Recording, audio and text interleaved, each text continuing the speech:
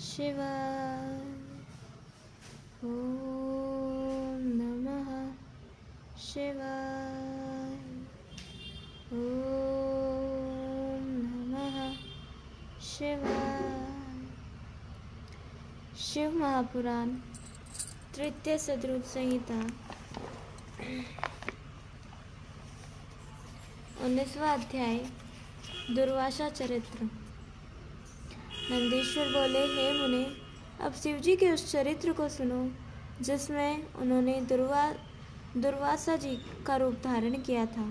परम तपस्वी महर्षि अत्रि जी पुत्र की इच्छावश स्त्री सहित जब वृक्ष नामक पर्वत पर जाकर विंध्याचल के समीप नदी के तट पर स्थित होकर ईश्वर की प्रसन्नता के लिए घोर तप किया, तो उनके शरीर से ही बड़ी तीक्ष्ण अग्नि की ज्वाला प्रकट हुई। उस ज्वाला से संपूर्ण लोक भस्म होने लगे।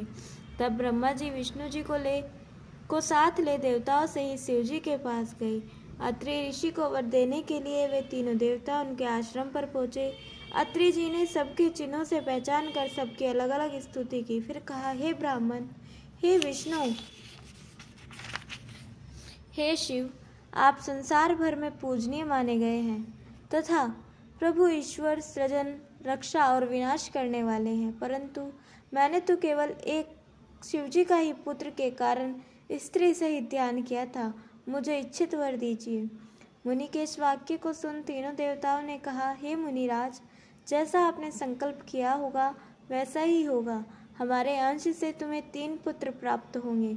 अत्रि मुनि अनसुईया सहित बड़े प्रसन्न हुए। अनसुईया से ब्राह्मण के अंश से चंद्रमा, विष्णु के अंश से दत्तात्रेय तथा शिवजी के अंश से मुनि श्रेष्ठ दुर्वासा जी उत्पन्न हुए। दुर्वासा जी ने दयालुता वश बहुतों के धर्म की परीक्षा की। सूर्यवंश में उत्पन्न राजा अम्बरीश की भी इन्हीं दुर्वासा ने परीक्षा ली थी। महाराजा अम्बरीश सप्तद्वीप के स्वामी थे। उन्होंने एकादशी का दृढ़ व्रत किया था। तब दुर्वासा जी उनके नियम को जानकर अनेक शिष्यों के साथ उनके यहाँ गए। राजा ने थोड़ी सी द्वादशी पाकर पारण का विचार किया था और ज्यों वे पारण पर बैठने वाले थे कि दुर्वासा जी वहां जाकर रुष्ट हो गए। उन्होंने कहा, मुझे निमंत्रण देकर बिना भोजन कराए जल क्यों पी लिया, उसका फल दिखाऊंगा। ऐसा कह ऋषि ने क्रोध कर राजा को अपने शाप द्वारा भस्म कर देना चाहा। उसी समय उसकी रक्षा के निमित्त राजा में स्थित सुदर्शन चक्र उनकी रक्षा करने आया। शिव की माया से मोहित मुनि को शिव रूप नहीं जाना और मुनि को जलाने लगा। तब आकाशवाणी ने कहकर सुदर्शन को शांत कराया और कहा, ये दुर्वासा शिव रूप है।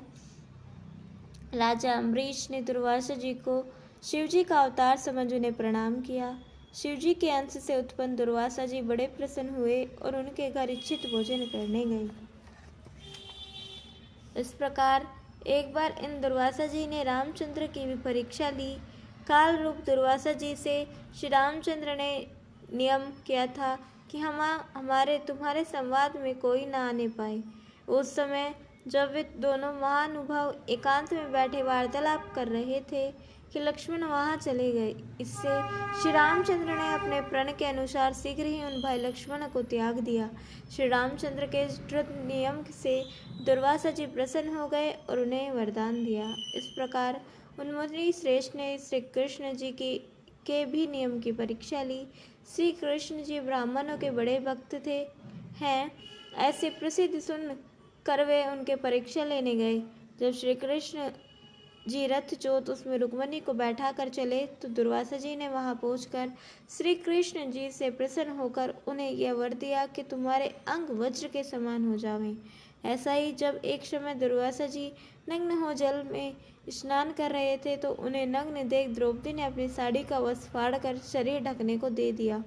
दुर्वासा जी ने उसे ढककर उनसे अपना गुप्तांग ढक लिया और द्रौपदी को उस वस्त्र के एक टुकड़े के स्थान पर उसके वस्त्र को बढ़ाने का वर दिया। इस प्रकार दुर्वासा जी ने बहुत से अद्भुत चरित्र किए जिसे सुनकर मनुष्य धन तथा आयु पाता और अपने सब मनोरथों को पूर्ण करता है। जो मनुष्य दुर्वासा जी के इस चरित्र की भक्ति पूर्वक आनंद से सुनता और औरों को सुनाता है, वे इस लोक तथा परलोक में सुख पाता है। इस प्रकार श्री शिव महापुराण तृतीय सदरुत संहिता का 19वां अध्याय समाप्त।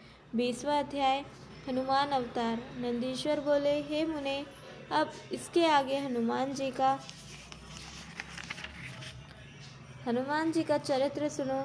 एक समय जब शिवजी ने विष्णु जी का परम मोहिनी रूप देखा तो लीलावश वे काम से बड़े व्याकुल हुए और श्री रामचंद्र जी के कार्य के लिए अपना वीर्यपात करा दिया।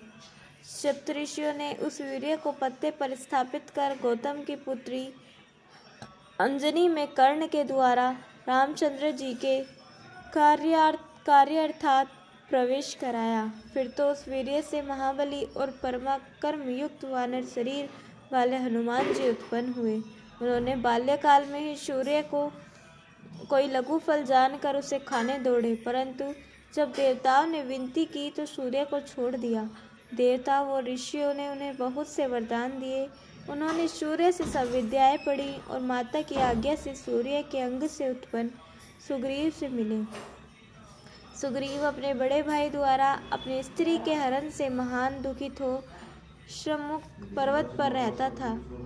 हनुमान जी सुग्रीव के पास रहने लगे, उनके मंत्री हो गए और सब प्रकार उसका हित करने लगे।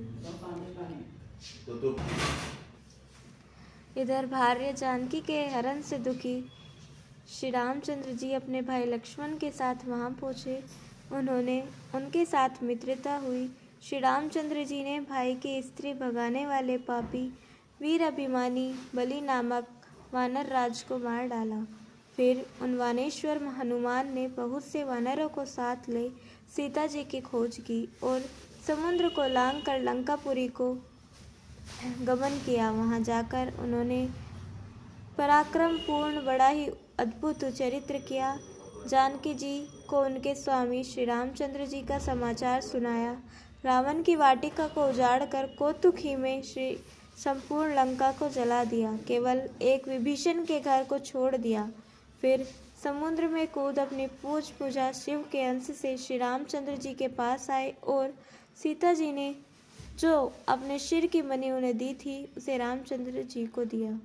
श्री रामचंद्र जी की आज्ञा से वानरों सहित बहुत से पर्वतों को लाकर समुद्र में पुल बांध श्री रामचंद्र जी की विजय इच्छा से शिवलिंग की प्रतिष्ठा कराकर पूजन किया तथा शिवजी से विजय वर ले रामचंद्र जी ने लंका को घेर लिया। वहां वीर हनुमान ने बहुत से दैत्यों को मारकर रामचंद्र की सेना की रक्षा की तथा शक्ति से घायल लक्ष्मण को संजीवनी बूटी लाकर महाबली हनुमान ने कुटुंब सहित रावण को नष्ट किया और परिश्रम रहित हो सब देवताओं को सुख दिया। फिर अहिरावण कुमार लक्ष्मण सहित राम को लाए तथा रामचंद्र जी का सब कार्य शीघ्रता से करते और दैत्यों को मारते हुए अनेक लीलाएं की।